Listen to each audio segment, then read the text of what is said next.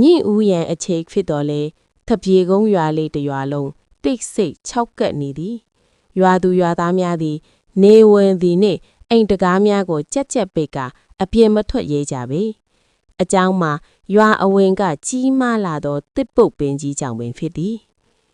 ထူးဆန်းသောအတန်များထိုညကကိုကြိုတယောက်မြို့ကပြန်လာရင်လဲမှဆိုင်ကယ်ပြတ်သွားလျင်ရွာထဲသို့ခြေလျင်လျှောက်ဝင်လာခဲ့ရသည်တစ်ပုတ်ပင်ကြီးနာရောက်ခါနီးတွင်လေတိုက်နှုံးကရုတ်တရက်ပြင်းထန်လာပြီးအေးစိမ့်သောအထီတွေတစ်ခုကနောက်ကျောသို့ဖြတ်ပြေးသွားသည်ဟာဟာလာပြီလား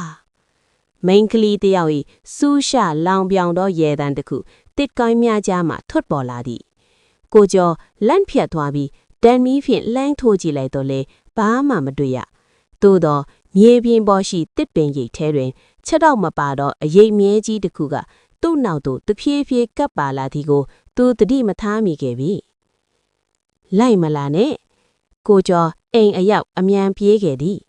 အိမ်ထဲရောက်ပြီးတကားကိုကဒုံကရင်ဖြင့်ပိတ်လိုက်တော့လေအခန်းတောင်ကမှောင်ရိပ်ထဲမှအတန်တန်ထပ်ထွက်လာပြန်သည်မင်းငါ့ကိုတယောက်ခဲထားခဲ့တာလား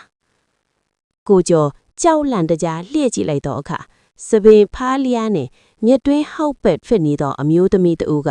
နယံပေါ်တွင်တွားသွားလျက်ရှိနေသည်ထူမ၏လက်သေးများကကျန်းပြင်ကိုချစ်နေသည့်အတန်မှာနားမခံသာအောင်စူးရှာလာသည်အမှန်တရားလွန်ခဲ့သော10နှစ်ခန့်ကထိုတစ်ပုတ်ပင်အောက်တွင်မတရားသဖြင့်အသက်ခံခဲ့ရသောမိန်းကလေးတဦးရှိခဲ့သည်ထူမ၏ဝိညာဉ်သည်ယခုထက်တိုင်ကျွတ်လွတ်ခြင်းမရှိဘဲရွာထဲသို့ဝင်လာသူတိုင်းကိုထူမ၏အဖော်အဖြစ်ခေါ်ဆောင်ရန်စောင့်ဆိုင်းနေခြင်းပင်ဖြစ်သည်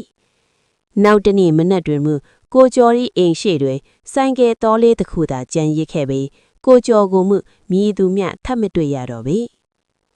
ဒီလိုတရေဇလန်းလေးတွေကိုကြိုက်နေတတ်တဲ့ဆိုရင်ဒီ channel လေးကို like and subscribe လုပ်ထားပေးပါနော်